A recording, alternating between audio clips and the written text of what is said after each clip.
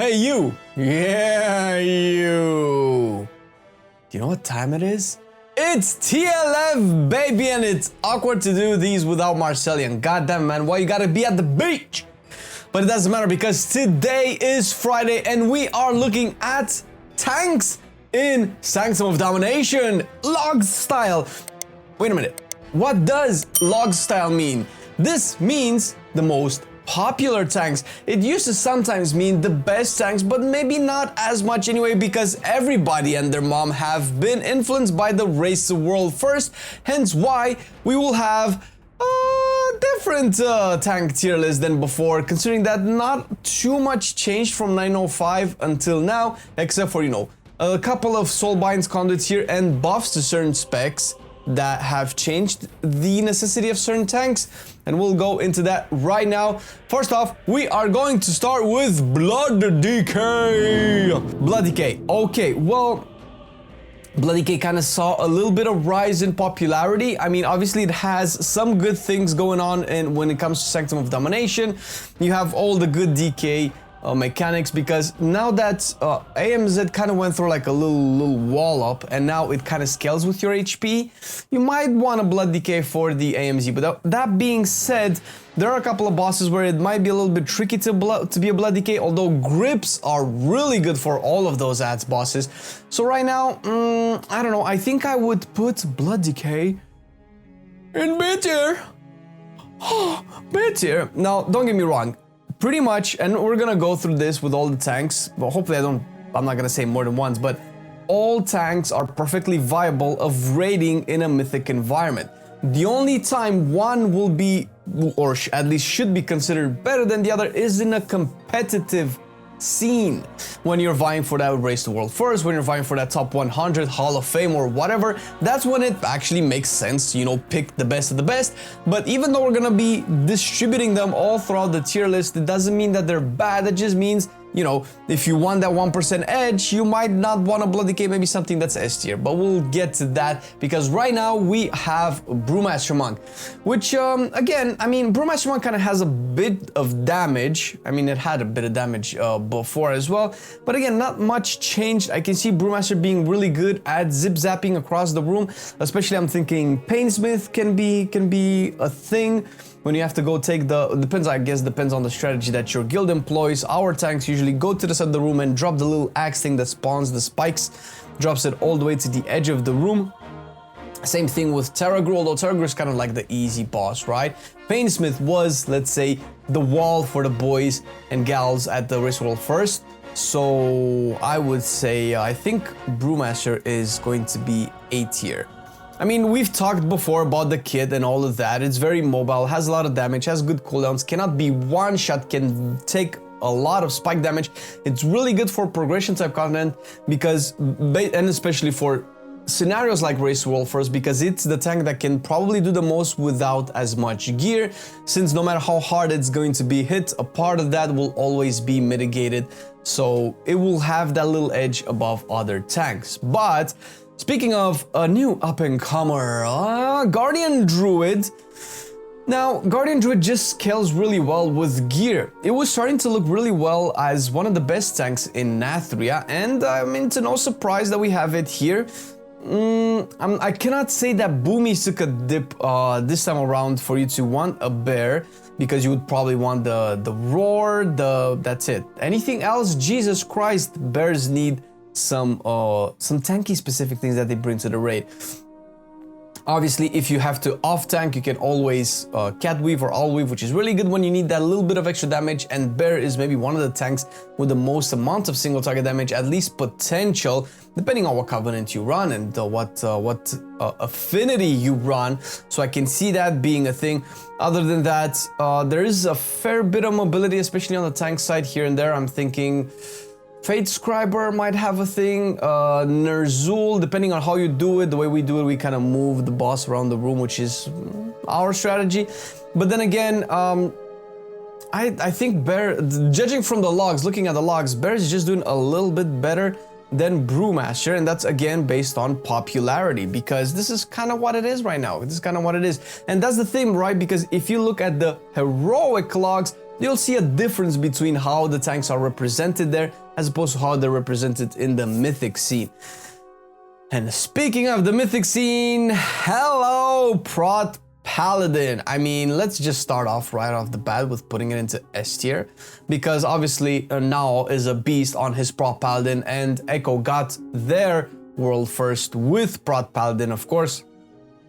But Prot has a lot of damage. Prot Paladin was the tank with probably the most amount of damage since the beginning of Shadowlands. Maybe some of their main issues were the fact that they were kind of getting chunked a little bit, and they're heavy reliance on being inside Consecration for some damage reduction, because once you reach high enough gear, I guess, or damage intake, Shield of the Righteous stops being particularly great. Although the raids don't seem to have, these days at least, very tough tank busters that you can mitigate. And even if you do, I mean, Prot Paladin has a plethora of skills to deal with that. But I think maybe the biggest reason why Prot Paladin has been taken to the top mythic raids, and obviously to the race world first, is its damage. And the toolkit is pretty nice. You can immune certain mechanics for you or your fellow party members with Blessing of Protection, Blessing of Spell Warding. We all know that. There's a bunch of silences going around because there are a lot of casts this time around. I'm thinking the 9, one of the 9 bosses constantly casts something. I don't think, I'm not sure if she has melee. Maybe she has a melee here and there, but most of the time she's casting stuff. So obviously having a Prot Paladin to like mitigate that, that's a big bonus because he just does that passively.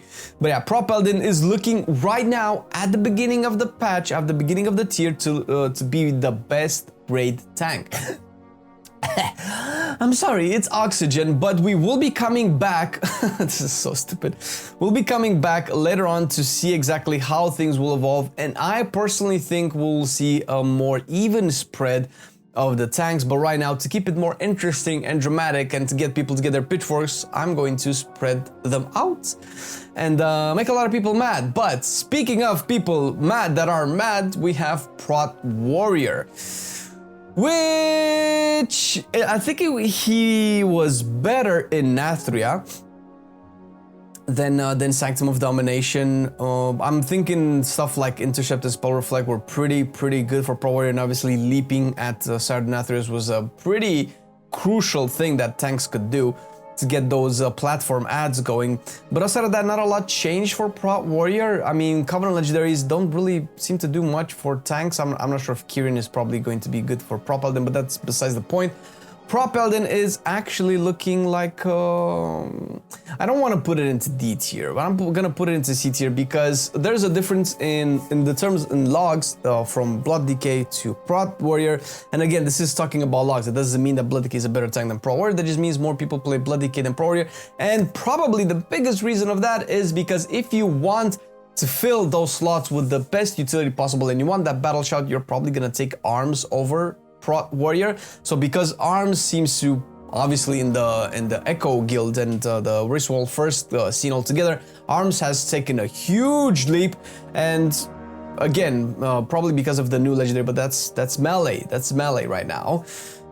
You probably won't see as many Prot Warriors, which again goes to show you how logs can be skewed. So if you're looking at logs, you kind of need to understand exactly what you are looking at, because right now people who are trying to get that Hall of Fame stuff will just play the best of the best. And to make sure that you have a battle shout, you would want firstly an Arms Warrior. So does it really make sense to have a Prot Warrior when you can have a Prot Paladin that can do a lot more damage than a Prot Warrior? And if neither of them will die to tank mechanics, then why not take the one that's, because we can argue that probably Prot Warrior is more tanky than, I guess, Blood Decay and Prot Paladin, maybe even Brewmaster, I'm not sure, but it just doesn't have the damage output. So there you go, Prot Warrior, I'm sorry. And speaking to, again, about how the mighty have fallen, we're moving to Vengeance Demon Hunter. Well, let's start off by putting it into C tier as well. Apparently, it's a little bit more popular than Prot Warrior. But Havoc has been buffed, and that same argument goes to Vengeance Demon Hunter as well. Because Havoc has been buffed and you want that brand, you will probably get a Havoc or a couple of Havocs if you're in the Race World First with Enhancement Shaman over there. And you might not need a Vengeance Demon Hunter for Chaos Brand, so what would you need a Vengeance Demon Hunter for anyway? Its single target damage is abysmal. AoE damage doesn't really matter. We don't really have a Sun King anymore, and I guess people just do really well with killing ads within the Sanctum of Domination. We didn't really see a problem with ads too much. The mobility is definitely a plus for Vengeance Demon Hunter, so if you still want to play it, the mobility is definitely a big plus. You will see the difference in single target damage, and I think with adding Vengeance Demon Hunter to the tier list, this is kind of how it kind of looks.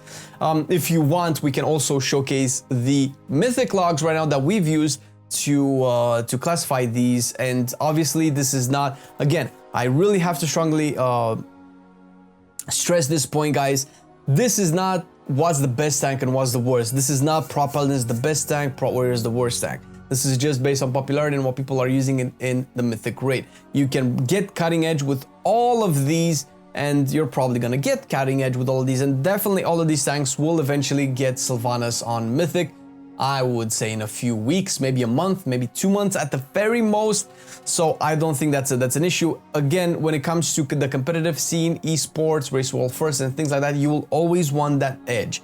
Because if Prot Paladin will give you, let's say, 10 seconds quicker kill, or let's say 30 seconds quicker kill on a boss than a Prot Warrior, then why wouldn't you want to have that quicker kill than everybody else? Because it is a race. It is a race. Even if the world first ended, there's still a Hall of Fame, and obviously everybody wants to have that sweet title. And if I could stop hitting this, that would be nice. But this is kind of it, guys. This is kind of how it looks at the beginning of the patch when it comes to tiers. The race world first ended, so this is the distribution that we currently have. I'm not sure if every guild released their logs yet. Most of them don't usually release the logs anyway, but obviously you've watched it, and if you haven't watched it, the raid leader has watched it and may ask you to play Prot Paladin. You can say to them, man, are we going for Hall of Fame? I'm gonna play Prot Warrior or play Prot Paladin. I think Prot Paladin is a little bit harder to maintain in a progression, since I just feel like it might need a little bit of oomph in that Shield of Righteousness. But what do you guys think? What do you think should be in S tier? Do you think this tier list is skewed in favor of the Prot Boy, or do you wish to have it more skewed? I don't know. I don't know what your thing is, but we're gonna come back in about a month and a half to see exactly how things have changed, if the logs are any different. But yeah, thank you to our Patreon, to our supporting the channel right now. Marcelian is MIA, but I am here to say that we really appreciate your support. Actually, we're not trying to kiss ass to anything, not that kind of stuff here, but it does really help. I mean, you guys help us maintain all of this stuff and increasingly increase the quality of our stuff. And if I say stuff one more time, I have to write a list of words not to say too much. But thank you very much, and if you, dear viewer, like our cringy humor, the link to our Patreon page is down below. It's not required, but we do really appreciate it when you guys are supporting us. And obviously you're supporting the tier list, the spec guides, the WoW news shows, and the podcasts that are on Monday and then Wednesday and Sunday, of course, and the streams, because the Twitch gang is incredibly supportive as well, and we're having a lot of fun streaming on Twitch. And once Marcelian is back, we're gonna duo stream. But enough about that. Thank you, and see ya next time. Bye. Awkwardly. I've been loving it then, I still love it now. Still, I play WoW. Still, I play WoW. Getting better every day, let me show you how. Cause still, I play WoW. Still, I play WoW. It's getting harder to stay, but at the end of the day, it's a guilty pleasure, so just log in and play. Whether it's classic or retail, I'ma do a /bow. Still, I play WoW.